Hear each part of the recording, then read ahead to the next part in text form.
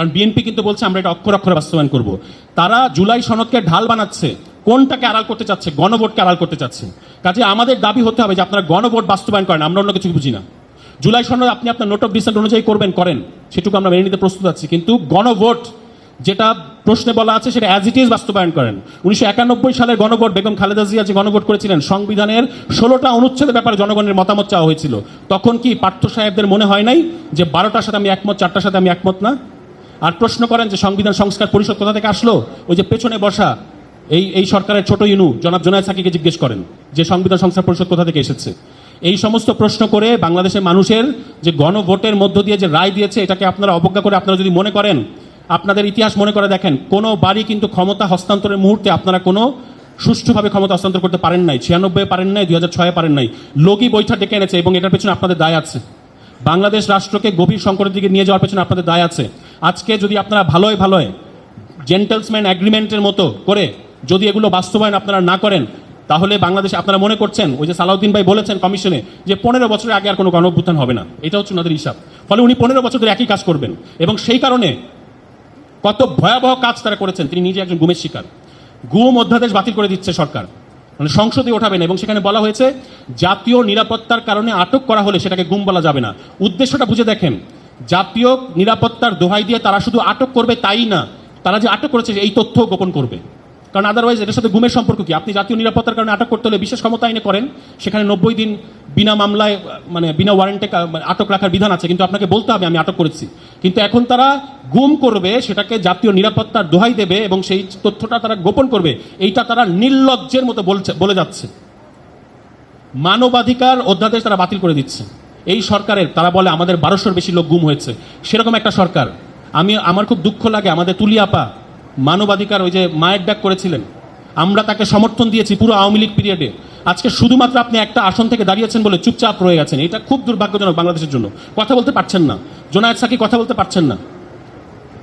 এই জায়গায় নিয়ে গেছে বাংলাদেশের বিএনপি সরকার। ফলে এই যে সংসদীয় স্বৈরতন্ত্র, আপনাদেরকে সিদ্ধান্ত নিতে হবে, আপনারা কি গণতান্ত্রিক পদ্ধতিতে সরকার পরিচালনা করবেন নাকি সংসদীয় স্বৈরতন্ত্রের দিকে নিয়ে যাবেন।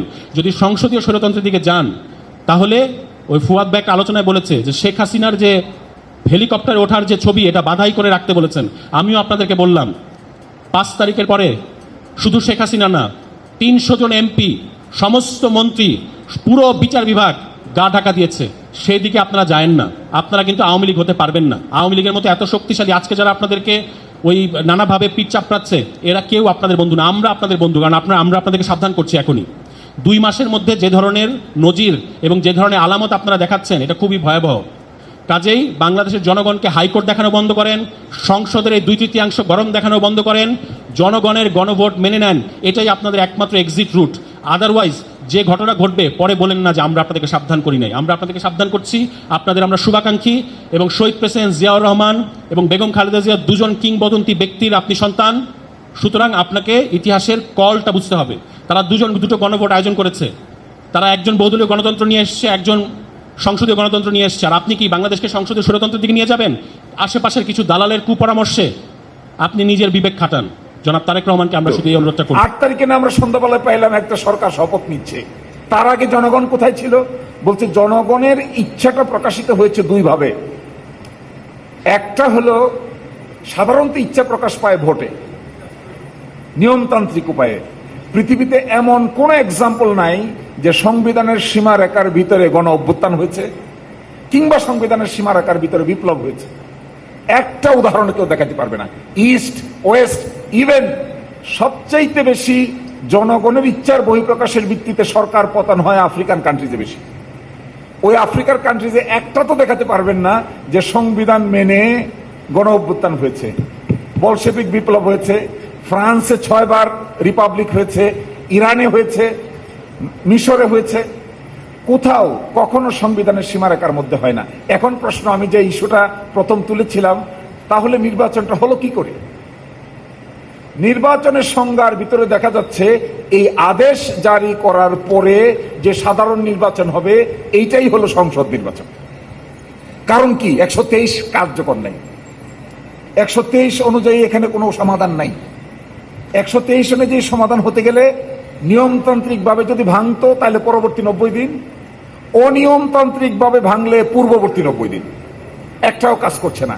এই আইনের 5 ধারায় বলা আছে, দেখেন এইটার সঙ্গে গণভোটকে রিলেট করা হচ্ছে। 5-এ এই আদেশ জারির অব্যবহিত পর অনুষ্ঠিতব্য জাতীয় সংসদ নির্বাচনের দিন এই আদেশ অনুসারে গণভোট অনুষ্ঠিত করা হইবে।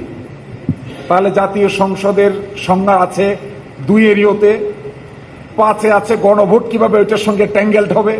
6-এ বলা আছে গণভোট অনুষ্ঠানের লক্ষ্যে নির্বাচন কমিশন কর্তৃক প্রয়োজনীয় ব্যবস্থা গ্রহণের উদ্দেশ্যে যথোপযুক্ত আইন প্রণয়ন করা হবে। ওই আইনটা হলো গণভোট আইন। এই যথোপযুক্ত আইন গণভোট আইন, সেখানে বলা আছে কি ধরনের ব্যালট হবে, কিভাবে কাউন্ট করবে, কোন জায়গায় পোলিং স্টেশন হবে, প্রিজাইডিং অফিসার কারা হবে, প্রিজাইডিং অফিসার অনিয়ম করলে কার ব্যবস্থা হবে, অ্যাপ্লিকেশন কিভাবে হবে, গণনা কিভাবে হবে, ওটার নাম হলো গণভোট অধ্যাদেশ। এখন গণভোট হলো এইটার অধীনে, নির্বাচন হলো এইটার অধীনে। এই কথা কিন্তু ভুললে চলবে না।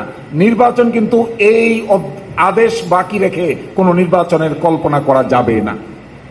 এই আদেশের বাইরে গিয়া বাংলাদেশের জাতীয় নির্বাচনও হয় নাই, গণভোটও হয় নাই। এখন বলা হলো 7-এ গণভোট উপস্থাপিত প্রশ্নের উত্তরে প্রদত্ত সংখ্যাগরিষ্ঠ ভোট হ্যাঁ সূচক হলে কি হবে, না সূচক হলে কি হবে তা এখানে বলা নাই। হ্যাঁ সূচক হলে কি হবে তা বলা আছে।